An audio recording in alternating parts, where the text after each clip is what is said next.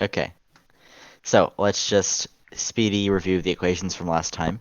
Can anyone remind me what the equation for work is from when a force is moving a system?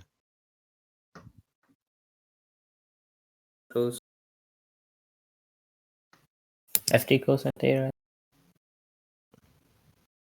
All right, you kind of cutting out. Can you say that again? FD cosine theta. Okay, so F times the distance times cosine of theta, which, like we talked about, is the most common way that you will find it written. However, again, I would be very careful with just using cosine theta all the time. You'll see whenever I write it, I always just write it as force parallel to distance times distance, because it's not technically always cosine. If they give you something like this, if it's here and they give you the angle here, for example, that would be sine and not cosine. So you have to be very careful with um, the trigonometry function you use. Yes, this is the way that they would most commonly see it written, but personally, I would not memorize it this way. I would just try and figure out which function gets you um, the force parallel to distance. But other than that, once you get the force parallel to distance, which it could be f cosine theta or it could be f sine theta, then you just multiply that by the distance, and that is the work done. Can anyone remind me what work is? What work is equivalent to?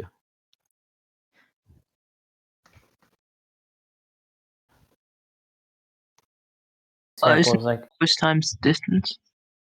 Okay, yes. What else? I think a better question might be, what are the units of work? Okay, yeah, we could ask that. What are the units of work? Joules, right? Yep, joules. Yes. So work is measured in joules, and what else is measured in joules? energy. Yep. And so what is the relationship between work and energy? More work, more energy, I guess.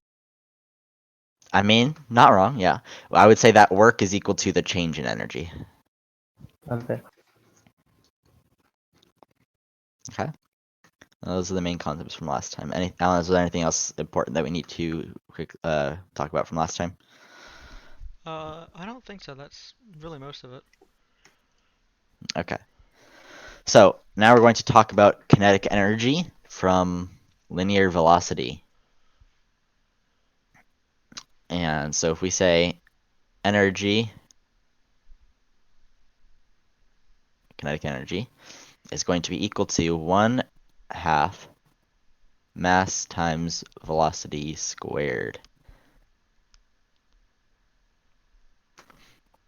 Has everyone seen this equation before?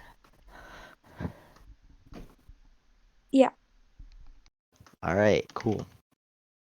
So, basically just says as long as an object has mass and it's moving, then you can get its kinetic energy from 1/2 mv squared. Now, since we said work is just change in energy, right? If we have an object that has some speed, we'll call it v0 or v0, and then later on it has another speed v1. How can we get the work done on the object between those two speeds?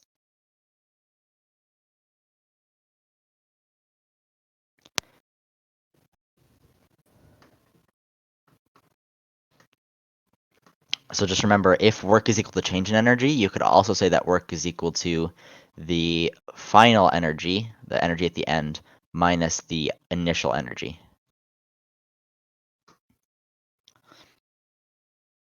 So if we had an object that was moving at some speed, v0, and then started moving at a different speed, v1, how can we get the work that was done on that object between those two speeds? Well, you have to find a force and a distance, or you can find the final energy and the initial energy and subtract them. Yes. So we would do the final energy, which is going to be 1/2 mv1 squared minus the initial energy 1/2 mv0 squared. and that would give us the work done between the v naught speed and the v1 speed. Because remember, work is change in energy, and change in energy or just change in anything can always be represented as final minus initial.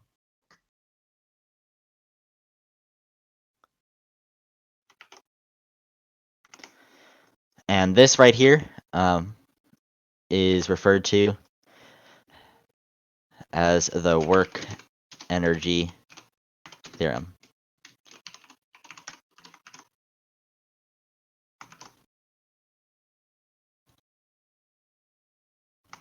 That is not the font size. There we go.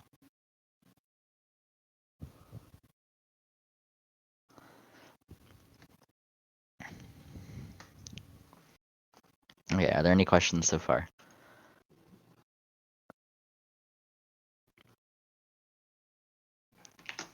So that's Mm. defined what? That's defined the work that, like, what is that defined?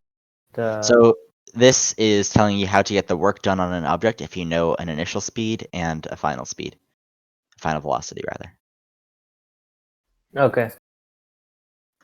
Right, because if an object was moving at some speed and then its speed changes, it either gained or lost energy. And anytime a system or object gains or loses energy, it has to, by definition, it has to have some work done on it because its energy changed. Okay.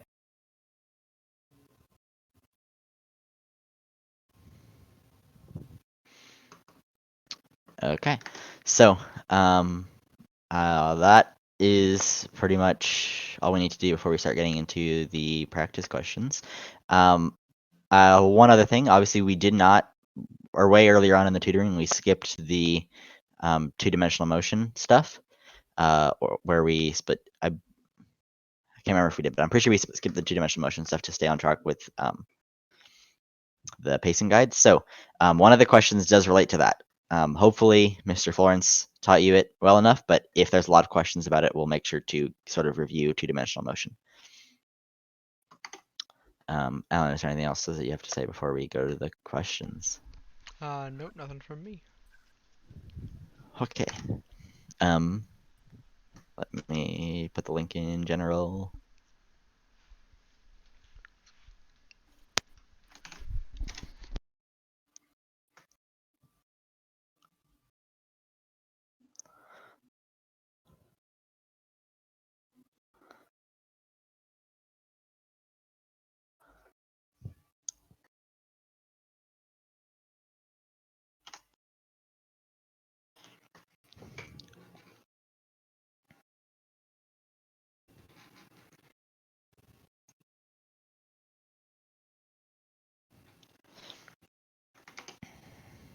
So this here is a conceptual, qualitative question.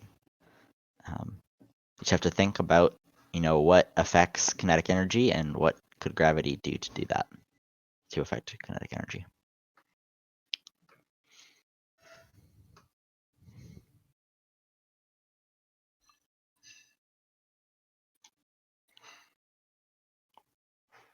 How many people do we have, Alan?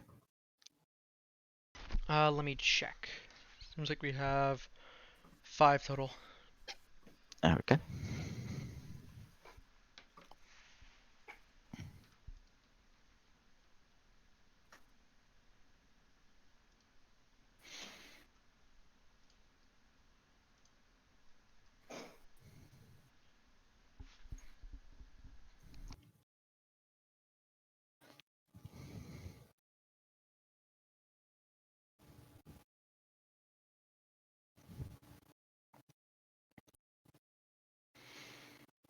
Did you send a link?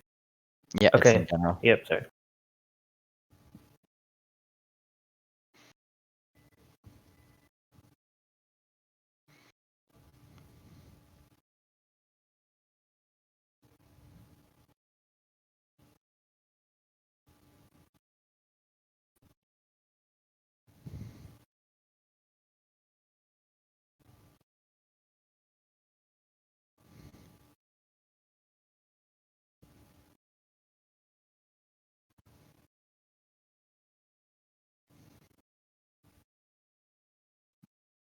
All right, just a little bit more final guesses in. Just pick one, just so we can see if there's anyone who just doesn't understand.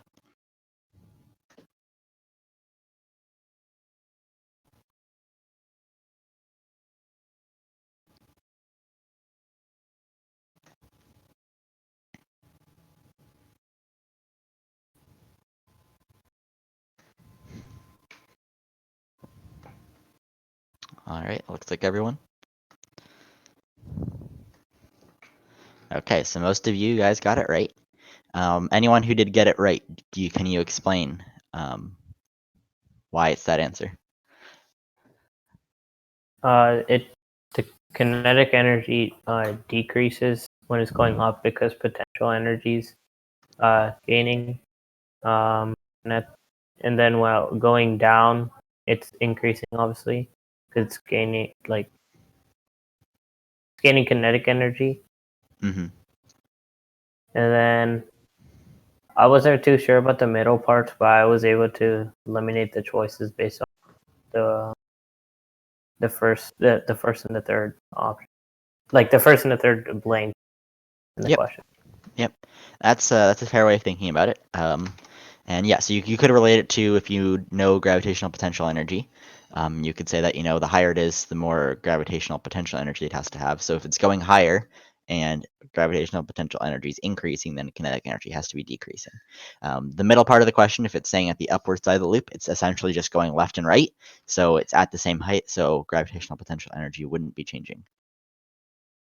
The other way you could think about it, if you didn't think about potential energy, would be that if you have a loop like so, and it's going up here, right? The direction of gravity is always down. So the direction of gravity is opposing motion, and it's going to be slowing it down. And if it's slowing it down, then its kinetic energy is going to be decreasing. At the top, it's going this way. Gravity is still going down, and it's perpendicular to the direction of motion, so it does absolutely nothing. So kinetic energy doesn't change. And then over here, it's moving down, and gravity is also moving down. So the gravity is going to speed up the car and thus increase kinetic energy.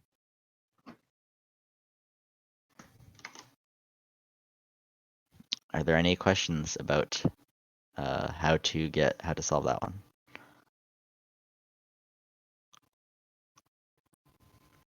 Yeah. Remember, if there's anything you have questions about or don't understand, make sure you say something so we can go over it. Okay. So this is a common type of question also on AP. It's important to note that when it says compare, it's looking for either A is 200 times B, or A is 200 times more than B, or A is 200 times less than B. Right? It's looking for some multiplier between the two. So you can do it in any order or combination. You just have to say that, for example, the truck has 2,000 times more joules than the astronaut, something like that, is what it's asking for.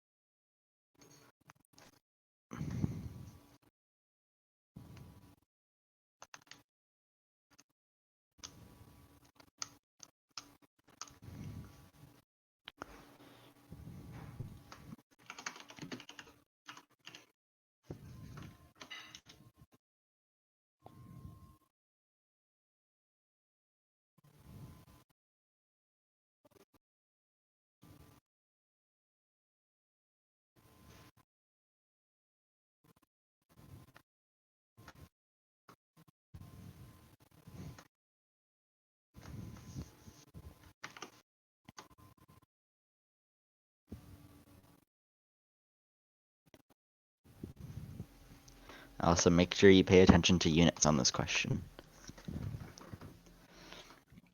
Whenever you're using 1/2 mv squared, mass always has to be in kilograms, and velocity always has to be in meters per second.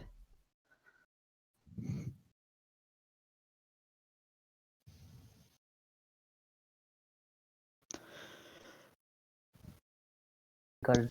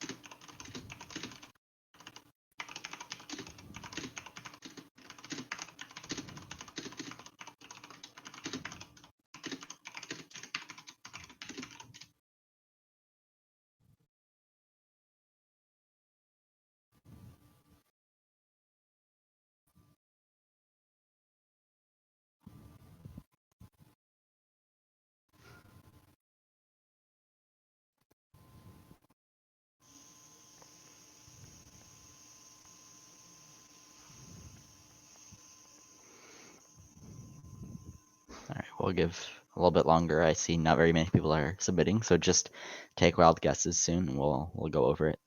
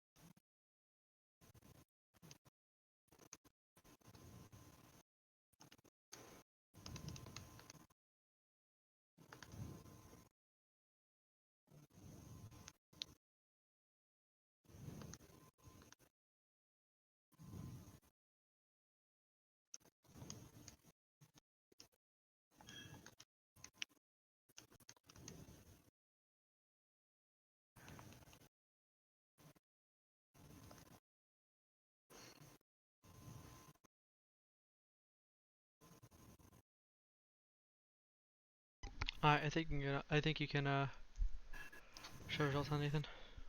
Okay.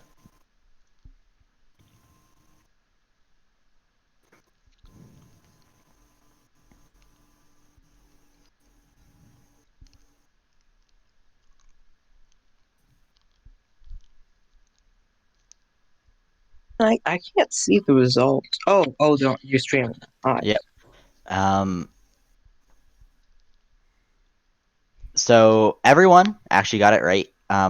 Well, except for Es Hora de Comer. And the last one there, make sure whenever it asks compare, it's usually asking for a multiplier, right? So what you wanted to do is get both of them and then divide one by the other and say either it was 250 times, like the truck or the astronaut was 250 times larger, or that the truck is 0.04 times less than the astronaut. Either of those would be fine. But yes, everyone got that one right, in one way or another.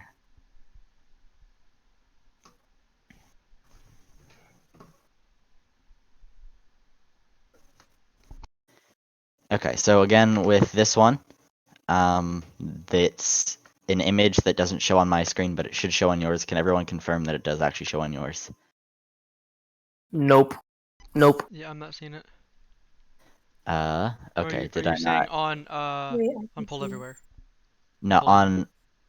On their side, it should. Maybe I didn't set it up right. All right, hold up.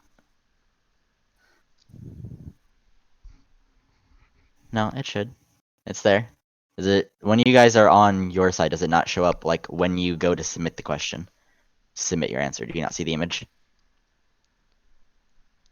Yeah, I guess you could just share your I just see the car's bumpers designed to withstand blah blah blah blah. Yeah, The that's the problem. question. It should be on your devices. It doesn't show on the shared screen because images don't share for whatever reason. I'll put it in general chat as well though.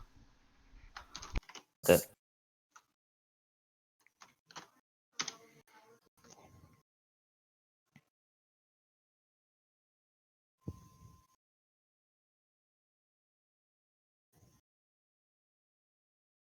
So for this question, you have to compare or you have to combine both the equations for kinetic energy, 1/2 mv squared, and the equations for force on a moving object with relation to work, which is force times distance, right? So just the key to this one is going to be first, look for what you have to find and what you know, and look for hidden variables, because in almost every physics problem, there are hidden variables. And then go from there to figure out how you can get kinetic energy and how you can get force and distance, or how you can use force and distance with relation to kinetic energy. Again, the question is either in general chat or it should be on your devices when you go to type in the answer. It's not on the shared screen.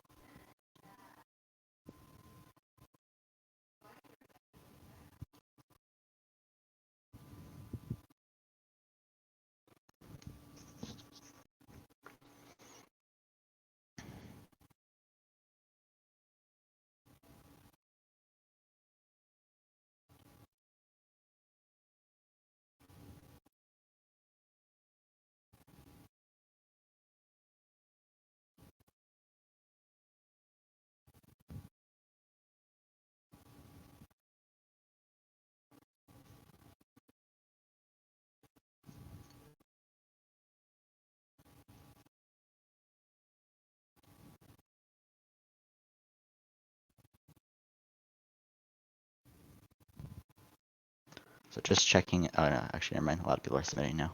Never mind. Oh, would this count as a spring by any chance? No. No, got it. Thank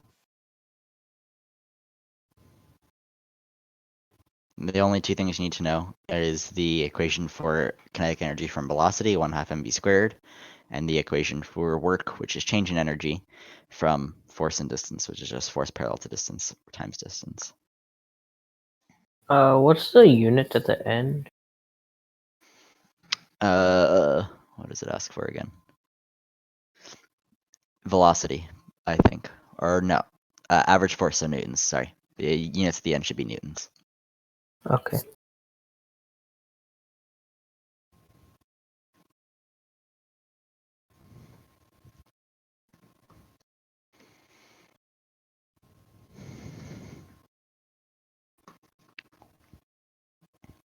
So if you are very stuck and have no idea what's happening, just write that as your answer. And then we'll go over it in just a little bit.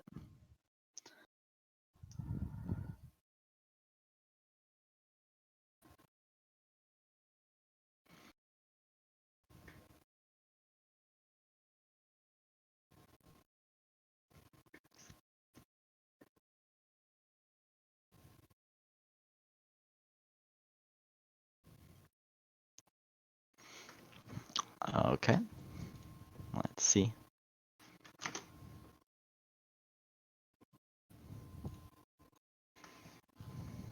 Wait up. I'm almost done. There were 5 responses. I don't know. Okay. Yeah, hold on. Maybe someone joined. I can't hear if someone joins. No, I only saw 5 people when I just went. Huh.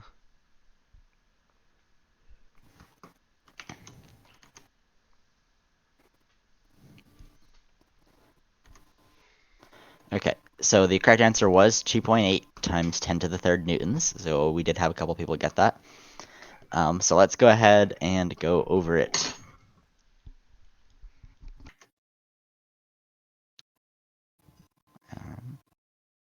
Nope. There. Okay. So first of all, let's start off with what do we know from the question? If you can't see the question, it's in general. What do we know that the question gives us? Final velocity is 0. Initial velocity is 1.12. Yep, that's correct. So final velocity, and this here, final velocity is equal to 0. It is one of the hidden variables, right? It doesn't say that specifically, but the car is crashing, and it's when it's done crashing, it's not moving. So you have to figure that one out on your own. The initial velocity is 1.12 Mass is 900. meters per second. Yep. Mass is 900 kilograms. And I guess the distance is 0.2. Yep.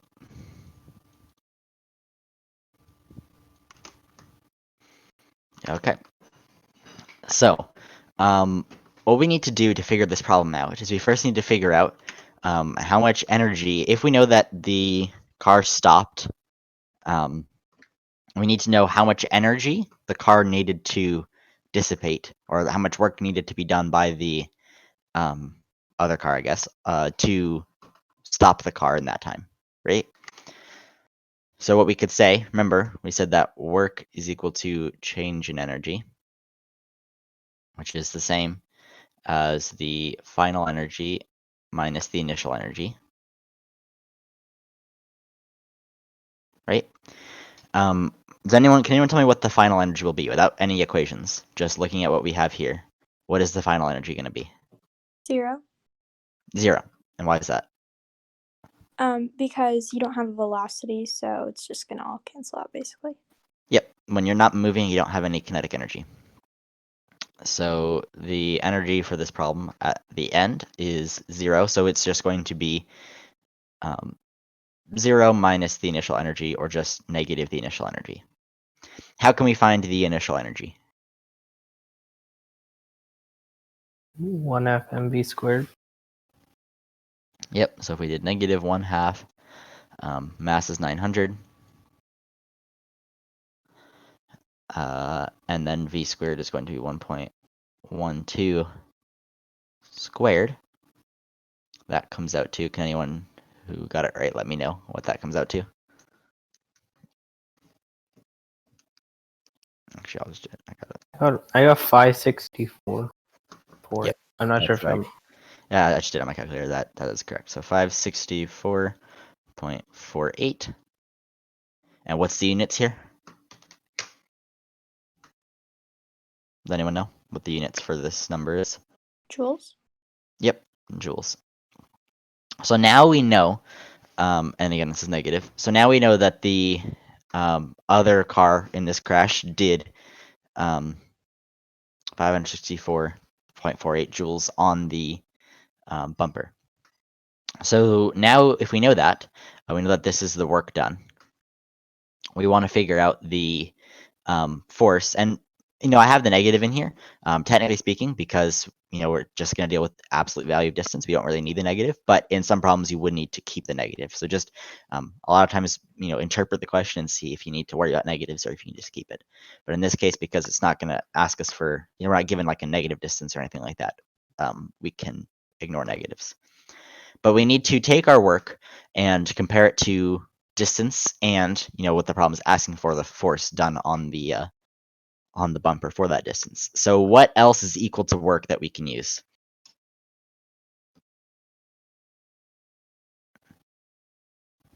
What is The our initial, the final energy minus the initial energy. There's that. What other equations for work do we know? Because we already used this one. We used that to calculate this value over here. Times distance. What was that?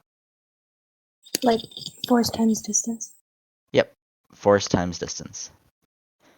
And that, like we said, is going to be equal to 564.48. So we know the distance already, it's 0.2. And we're trying to find the force. I'm not writing that number again. And so then this is just algebra. You're just going to divide both sides by 0.2.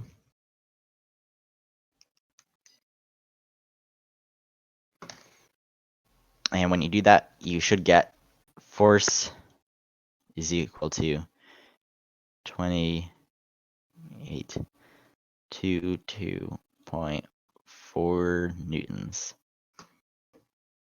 And you could also write that as 2.8 times 10 to the third.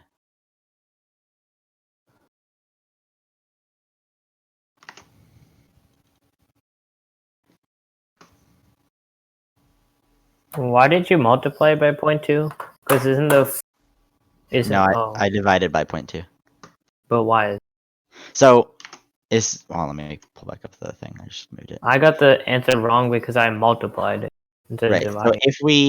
I'm just going to write this out over here. So it's force times 0.2 is equal to 564, right? So this is just algebra. So we divide both sides by 0.2. The 0.2's cancel out on this side, so we end up getting force is equal to whatever 564 over 0.2 is, which is 2822. Okay, so what I did is I made the work. I thought the 564 is the force. So I just did, but it's just work. Yep, the 564 is just the work done. You have to compare that with distance in order to get the force.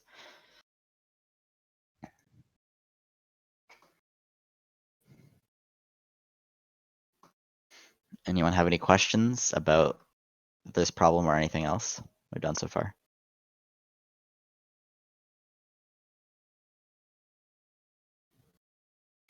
Alan, is there anything important you want to comment on? No, not really. Okay.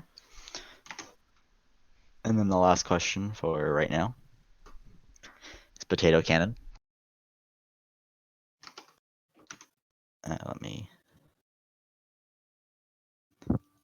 There we go. And obviously the end got cut off, but it just is asking what is the kinetic energy of the potato as it leaves the cannon.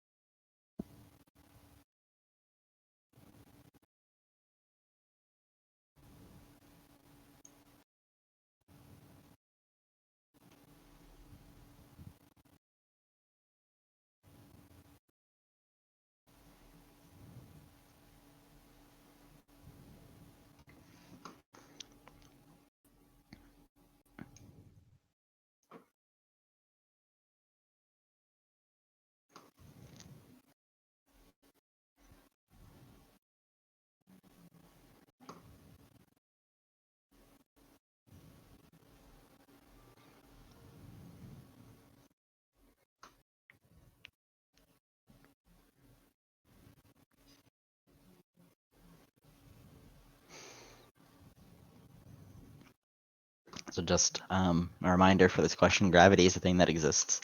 So if you are just using the force given in the problem, there's a bit of an extra step you have to do in there. Just making sure everyone is aware of that.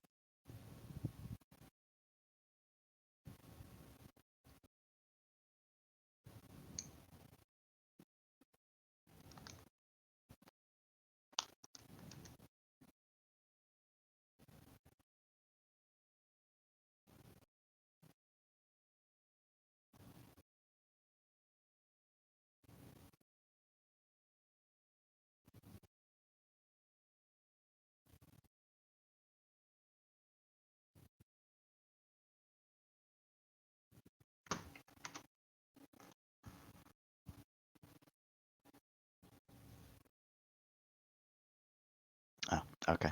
Everyone submitted. I didn't notice. All right, let's take a look.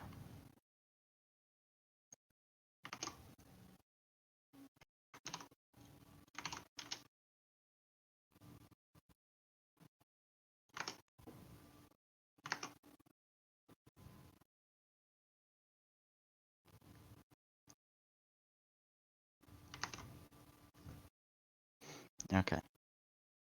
So varying answers. Let me see.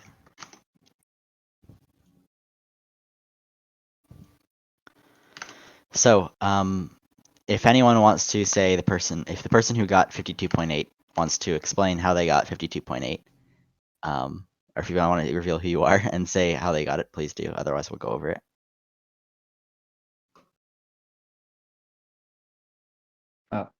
I'll just say the numbers. So then I just did 1.5 times 45 minus 2 times gravity times sine of 30, and then I just got my answer. Or at least that's what I just put in the calculator. Sorry, could you repeat that one more time? I kind of couldn't hear you. Okay. My calculator, I just put like with all the numbers is 1.5 times 45 minus 2 times gravity times sine of 30. Okay. Why did you do -2? Out of curiosity. Because I think I just subtracted the math. At least I think. Wait. Okay, I don't know why you subtracted 2, but I mean that is the right answer. But I'm not sure entirely sure why you Yeah. subtracted 2. So let's go over this one.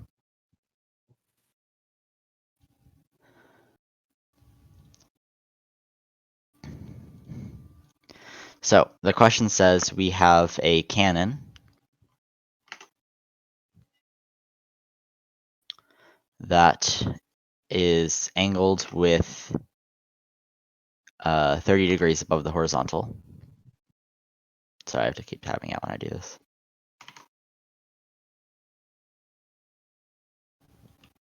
-30 above the horizontal. And it is 1.5 meters long.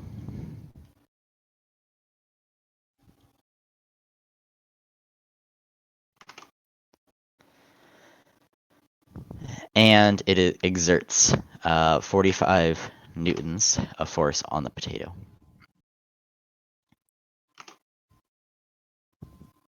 So in this direction is 45 newtons. And the mass of the potato is 0.315 kilograms.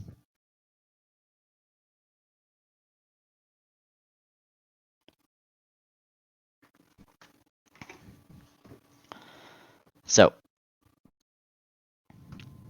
it wants us to know what is the kinetic energy of the potato as it leaves the cannon.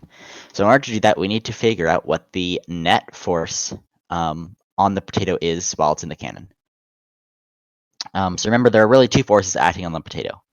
There is the 45 Newton force going this way at an angle of 30 degrees.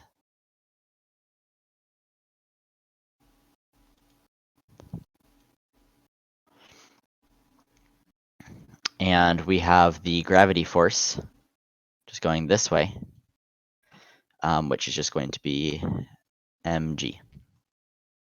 And this is the net force on the potato while it's in the cannon. Or well, these are the components of forces on the potato while it's in the cannon. So what we want to do is we want to split our vectors up into components. So this one, obviously here, is already in component form because it's just pointing straight down. So how can we change this force here to be in component form? Or actually, one other piece that we're going to do to make this a little bit easier, because if we were to split these into components, we have to remember that the cannon is still angled, right? So to make this a little easier, we're going to do something that we'll end up doing a lot later on with physics, and that's called redefining our axes, right?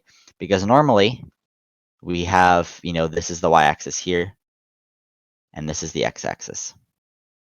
But for this problem, because all the forces we deal with while it's in the cannon are pointing up this way, it might actually be easier for us to define this as our x-axis, and then likewise this is our y-axis.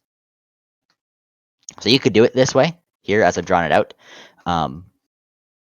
However, you would have to deal with the fact that at the end you have to put it back to 30 degrees above the horizontal. So if we instead draw that same diagram like this,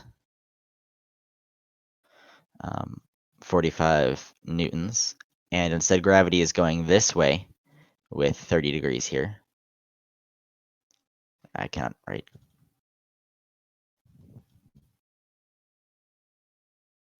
This ends up being the same thing, but now all we have to do is get the net force going right.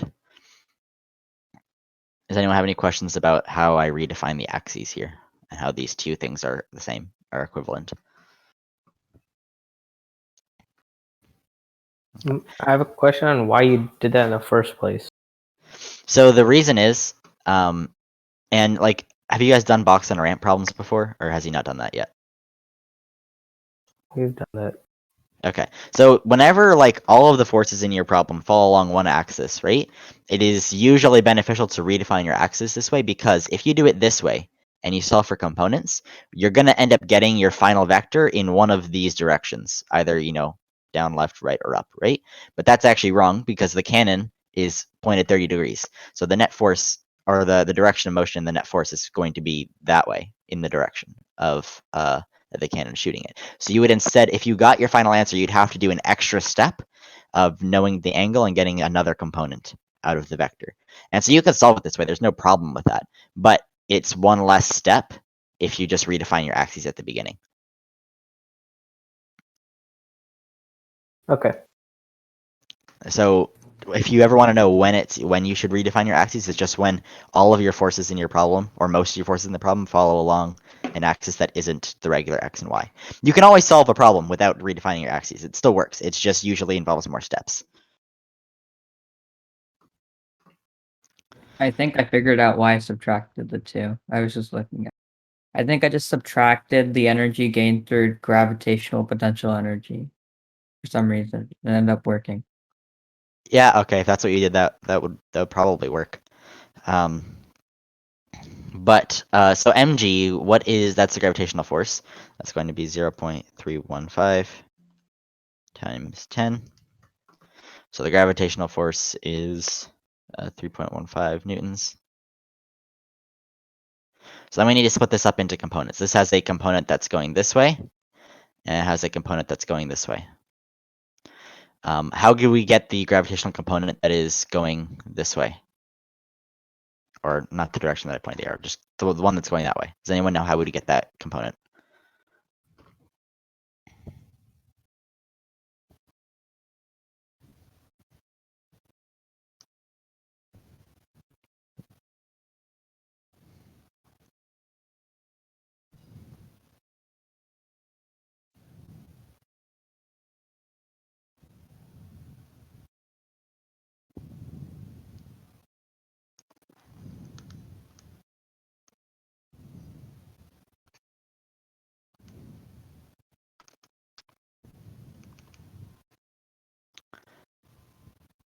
Okay. So if we want to get the component, right, let's draw out our vectors. I know we only have a couple minutes left, and this problem actually has quite a bit more. So I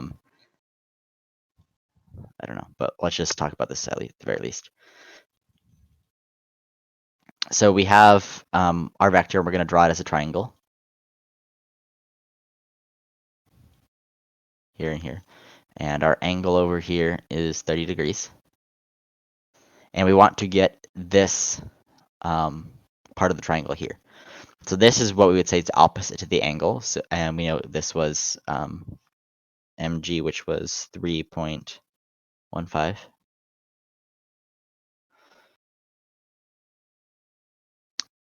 And so we would do 3.15 sine, because remember this is opposite, and if you remember SOHCAHTOA, times sine of 30. So that's 3.15 times sine of 30. And that means that this component here is or the gravitational component in the x direction, is equal to 1.575 newtons. Let's go over here. So does anyone can anyone tell me why we do not actually need to figure out the gravitational component in the y direction?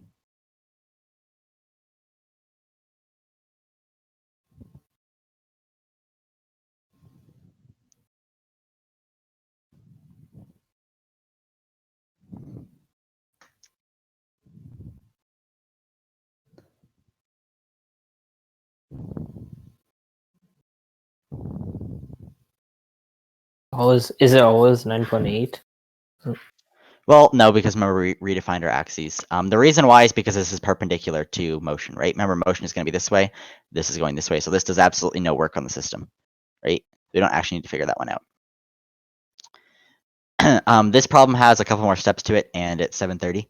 So what I will do is just finish solving it out, and if anyone wants to see it, I'll post it in general, because I know I don't want to keep you guys.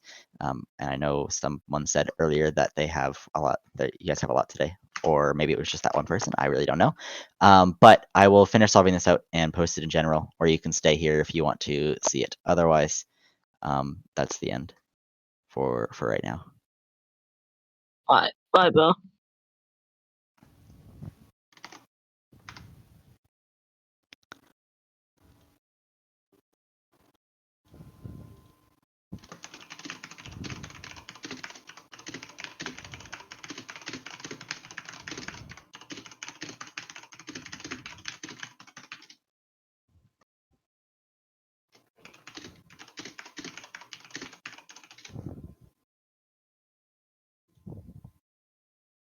Do you have a few minutes to explain like a few questions? Yeah, go ahead. So I'm still kind of confused on this problem, because what I did is, what's the problem again? I probably didn't. Oh, obviously I didn't do it right, but I did work. So I did FD cosine theta. So I did 45 times 1.5 times 30, which was the values given. And then what I did was, since from the previous problem, like the work was the kinetic energy, so it was asking for the kinetic energy. So I wanted to solve for so I made it 1/2 mv squared equals the answer I got for work. So then I solved for velocity, and then I multiplied it again. So I kind of. So, sorry, explain to me from the beginning what you did on this question so I can see, because there's a lot of ways to So- solve this question. You don't have to do it the way that I started doing it here, which in retrospect is actually a really poor way of doing it. I'm going to solve it a different way when I post it. But go ahead. Can you explain what you did? Yeah, I just did FD cosine theta with the values given. And then since that's equal to my work, so in the previous problem, I saw that the kinetic energy was a work. So I made my kinetic 1/2 mv squared equals 58.5, which was what FD, which is F, so 45 times 1.5 times 30. Oh, 40. Okay, well, I guess that's wrong, but yeah. So then, so 1/2 mv squared equals my FD cosine theta. And then I just solved for velocity because I didn't know the velocity to find out the kinetic energy. Mm-hmm. So I divided the mass and then multiplied that by 2 and then square rooted it. So I found the velocity then. So then I just plugged it back in. So 1/2 m and then the velocity I found. So did you at any point deal with the fact that gravity puts a negative work on the system? Because you're solving it from work from the beginning. So you have to keep in mind that gravity has an impact on work. No, I didn't do anything. Yeah. So like if we have so you're saying we did force this way, it was 45, I believe, newtons. Hmm. So if we did 45 cosine theta times 1.5, that is the work from the cannon on the potato, and that comes out to like 58.5, I believe, right? Yeah, work on the potato, which is, I think I'm doing some, is that a force FD cosine theta? Yeah, Oh, so and, FD cosine theta, that gets to 58.5, right? If you just do yeah. 45 times cosine times Mhm. 30 for cosine Yeah. 30 of 1.5. 58 point. But so that's that. But you have to remember the potato when it's coming out of here, and this is its direction of motion, also has a gravity force acting on it, right? Hmm. And so we need to get the component of gravity that is acting this way, and that has some negative work on the problem, on the potato, right? Because it's acting in the opposite direction of motion. Yeah. So this goes back to redefining axes, and here, gravity is 30 here, and there's gravity this way, and we need to find this one, and that is sine, I believe. Yep. So what was the mass again? I don't have the problem in front of me. The mass was 0.315 kg. Yeah. Okay. 0.3. 0.315 times 10 for gravity, and that will be times sine of 30, and then times 1.5 gets you a negative work, which is the work of gravity, of 2.36. So what you needed to find for that was, so you just did, why did you do sine? So if you draw, because we're trying to find this vector here, the one that I drew there, Mm-hmm. and gravity we redrew as having a 30-degree angle below the vertical line here, right? Mm-hmm. So if you wanted to get the vector here, that is opposite of the angle, so it's sine. Okay. And so when you do that, whoops, and you subtract the two, so then, and since obviously it has no energy at the beginning, the work is going to be the final energy, so that is, so let me just do 1/2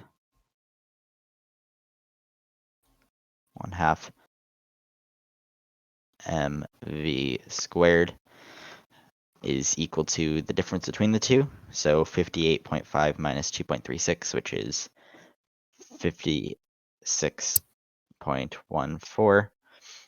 Multiply that by 2, divide by point. What's the mass again? 0.315.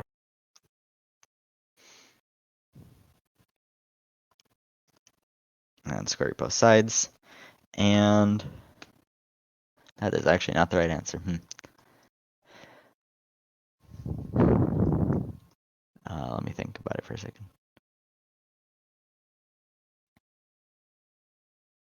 So this problem, I'm going to be honest, is very weird. I did not actually, this is like the one question I didn't read before coming today, and I regret that now, because I was struggling up there with figuring this one out. So let me see. So it's a potato. It's going as that.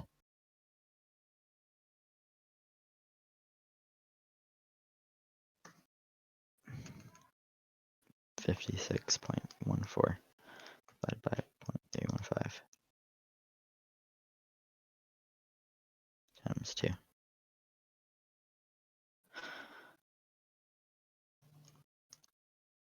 Where are the answer? Is 18. Alan, can you help? I've done this problem like 3 times while they were doing it, and I couldn't get the answer that I have written down. Okay. This is the potato problem, or is this the one after? This is the potato problem. Okay. It's a tricky question, I know, but I don't even understand why I'm not able to get it right.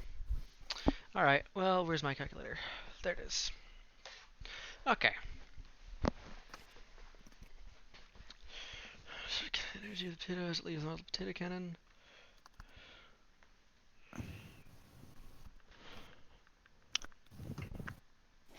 I just realized this last step is unnecessary because it's so this is But still wait, hold on.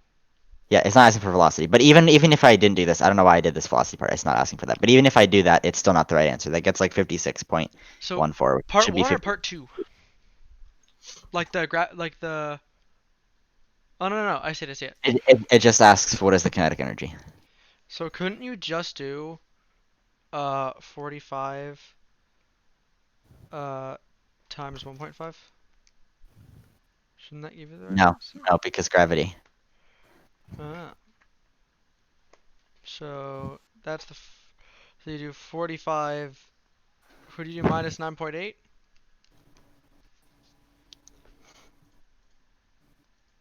Why would it be minus 9.8 though? That's acceleration, but that doesn't have anything to do with the the masses. Unless I copied the problem wrong. That may be the other thing. Let me double check I didn't do that. Yeah, that's what I'm thinking because what I'm looking at here is that.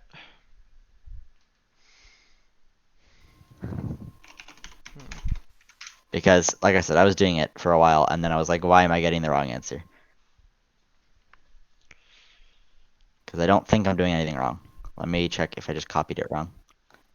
Check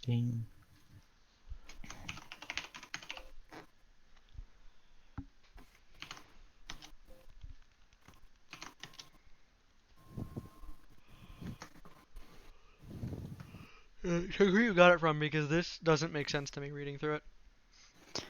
Yeah, no, that is exactly the same problem as they have. It says 0.315 kilogram potato is 1.5 meters long, 30 degrees above horizontal, average force of 45. But the explanation that you have under.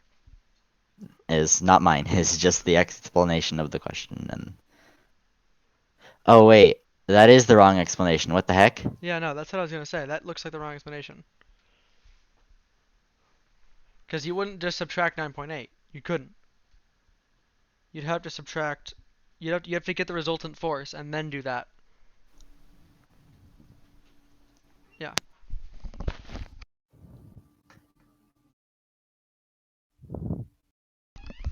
I mean, but that is actually the explanation they have, though. I don't understand why it's that way, but that's the explanation they have. It doesn't make sense though. I think the answer key is wrong. That's what I think. Honestly, yeah. No, it is. Because you couldn't just subtract 9.8 because the gun is if the gun was aimed straight up, you could just subtract 9.8. By the way, who else is with us in this chat? Sahil. If you're wondering what we're talking about, this is the explanation that they gave for the question. Okay. Here, it's right here. It's very rare for physics problems to just straight up be wrong, but it does happen. And yeah, I don't get that. That doesn't make any sense. It Like doesn't make if sense. if the mass was 10, Sorry. you know, sure, now we could talk, but it's not. Also, I mean, it would make sense if it was aimed straight up. Well, actually, hold on. No, wait. 30 degree. Are you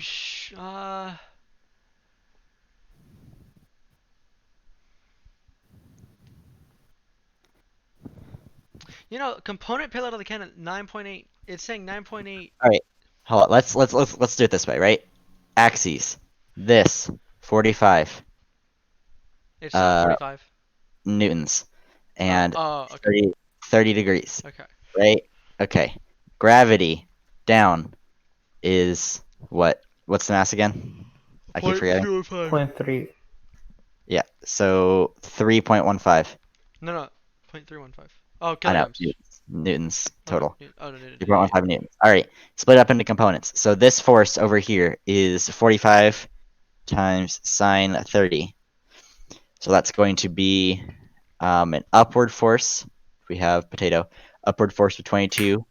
Why don't you instead set your x-axis to be in line with the potato? Well, I'm just doing it this way just to get an I know this is going to add an extra step, but I'm just doing this to be objective for a second. Okay. Because this question is infuriating me.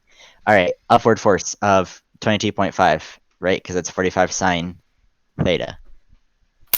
Right force of 45 cosine theta, which is 38 point. We'll just do 34 or 39. Sorry, 39 newtons.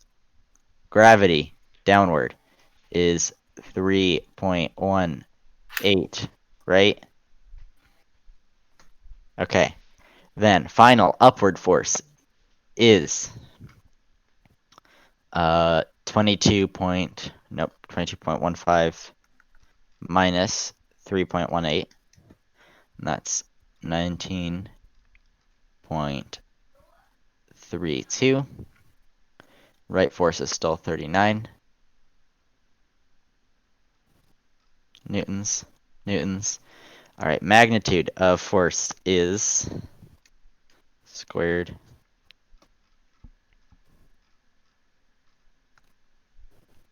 plus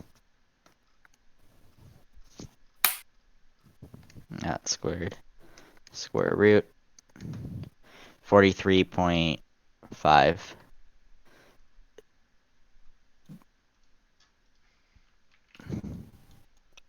and the angle is inverse tangent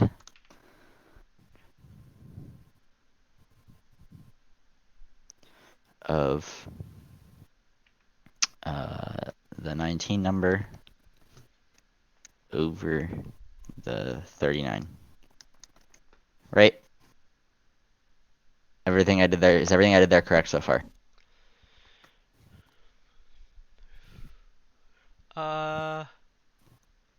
So the net force would be 43.5 newtons with an angle of 26.4 degrees. This is the long way of solving this problem, but it's infuriating me. Yeah, that sounds like the. Yeah. Okay. So then we know the potato cannon is shot, or the direction of motion has an angle of 30 degrees. So if we redraw it so that it's this way, then the component of force is over here with an angle of 30 minus 26.4 of 3.6 degrees and magnitude of 43.5. So we have to get the component parallel. This is the extra step from we didn't find our axes before. So we then do 43.5. I sorry, I have to go for now. That's fine. But We're thank you, gonna though. figure this out. We'll post the final one when we get there. Thank you. All right, see ya. Yep. Cosine 3.6. And then what was the distance? The distance was 1.5 meters. I'm pretty sure. Let me double check. Yep, 1.5 meters. Yes, and I got the answer I've been getting the whole time, which is not the same as the answer key. Yep. Well, that's dumb. I'm going to stop the recording.